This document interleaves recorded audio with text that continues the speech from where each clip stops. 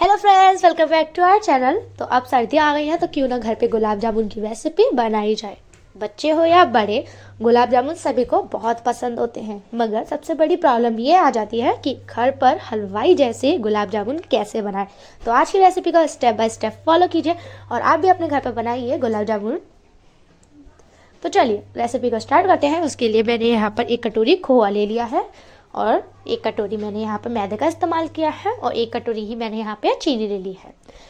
अब सबसे पहले एक बाउल लीजिए जिसमें आपको खोआ और मैदा इन दोनों चीज़ों को डाल देना होगा। याद रखिएगा, जो मैदे की क्वांटिटी होगी आपको ध्यान से डालनी होगी। अगर आप मैदे को ज़्यादा डाल देंगे खोए में तो उससे आपके जो गुलाब जामुन होंगे वो थोड़े सख्त बनेंगे। तो इसी तरीके से ध्यान देते हुए यहाँ पे आपको मैदा और खोए को अच्छी कंसिस्टेंसी में मिक्स करना होगा। तो ये देखिए, इसको अच्छे तरीके से आपको इस तरीके से हाथों से मतना होगा। तो अब ये देखिए, उसके बाद यहाँ पर मैंने 1 चम्मच मिल्क पाउडर इस्तेमाल कर दिया है। इससे इसका जो टेस्ट होगा वो बहुत ही ज़्यादा इंक्रेज होके आएगा। और आप देख सकते हैं खोआ, मैदा और मिल्क पाउडर ये तीनों को हमने अच्छी तरीके से यहाँ पे मिक्स कर दिया है। तो इसी तरीके से जब तक आपका जो तीनों चीज़ों का जो मिक्सचर होगा वो इस तरीके से ना हो जाए, आपको इसे इसी तरीके से गूंदते रहना होगा। अब तीनों चीज़ें जैसे ही अब्जॉर्ब हो जाए आपस में अच्छी तरीके से और इन्हें अच्छी तरीके से इस तरीके से आपको हाथों की मदद से मतना होगा। याद रखिएगा, आपको इसी तरीके से करना होगा, जिससे क्या होगा, तो चीज़ें होंगी तीनों आपस में अच्छी तरीके से मिल जाएंगी और एक स्मूथ सा डो बन के तैयार होगा जो बहुत ही ज़्यादा हेल्पफुल रहेगा सॉफ्ट से गुलाब जामुन बनाने के लिए। इसी तरीके से मिक्स करने के बाद आपको इस तरीके से उसे यहाँ पे लंबा लंबा कर लेना होगा इस डो को। ये देखिए, इस तरीके से आपको यहाँ पे रोल शेप दे दी है। ये देखिए, इसी तरीके से आप करते रहिएगा। उसके बाद जैसे यहाँ पे आप पूड़ियों की लोइयाँ काटते हैं इसी तरीके से हम यहाँ पे इसे कट कर लेंगे। तो ये देखिए, बिल्कुल इसी तरीके से आप देख सकते हैं कितना सॉफ्ट सा डो बनके तैयार हो गया है। उसके बाद आप गुलाब जामुन का शेप जो रखना चाहते हैं उसी के अनुसार आप यहाँ पे इसके पेड़े काट लीजिएगा।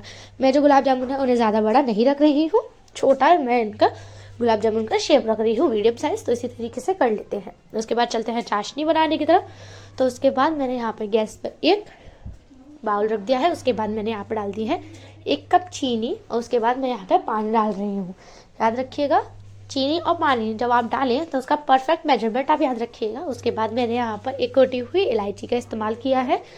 या तो आप चाशनी बनाने के बाद इलायची को डाल सकते हैं या जब आप चाशनी को बना रहे हो उसी टाइम पे आप ये इलायची डाल सकते हैं।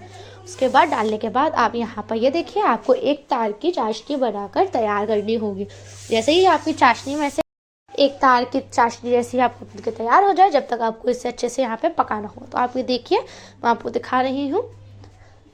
तो ये देखिए, 1 तार की चाशनी बनकर स्टार्ट हो गई है।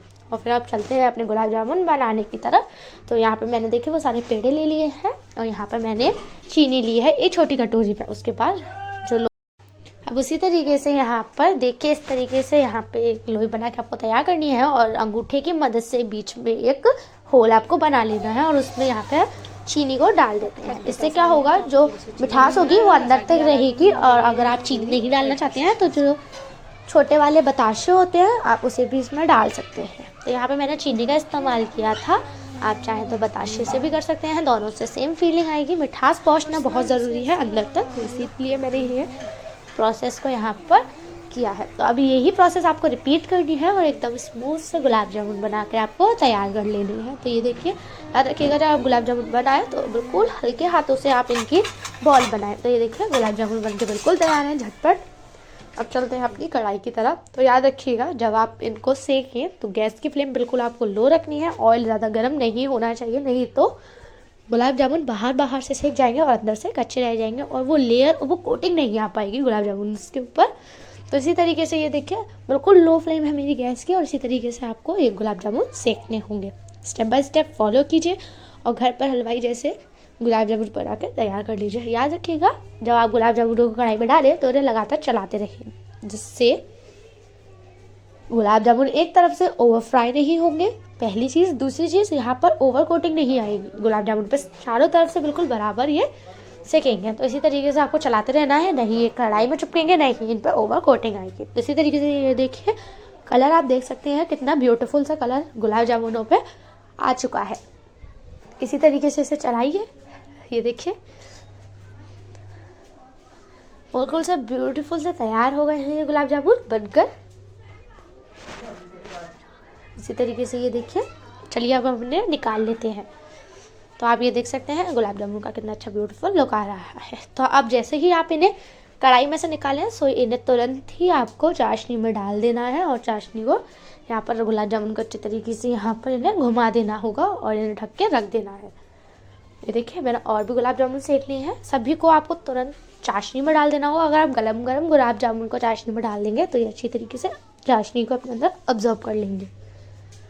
ये देखिए सुपर टेस्टी सुपर इजी हलवाई जैसे गुलाब जामुन मैंने घर पर बना के तैयार कर लिए हैं। आप भी अपने घर में सर्दियों में गर्मा गर्म गुलाब जामुन बनाइए और अपने घर के मेंबर्स को सर्व कीजिए। और सबसे पहले ये देखिए कितने ब्यूटीफुल दिखाई दे रहे हैं।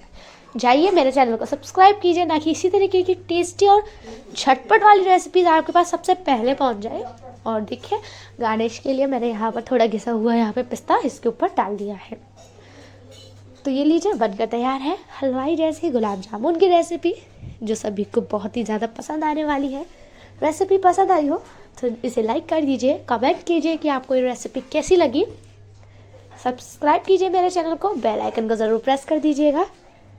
Thank you for the watching this recipe. Enjoy कीजिए इन गर्मा गर्म गुलाब जामुनों को सर्दियों में।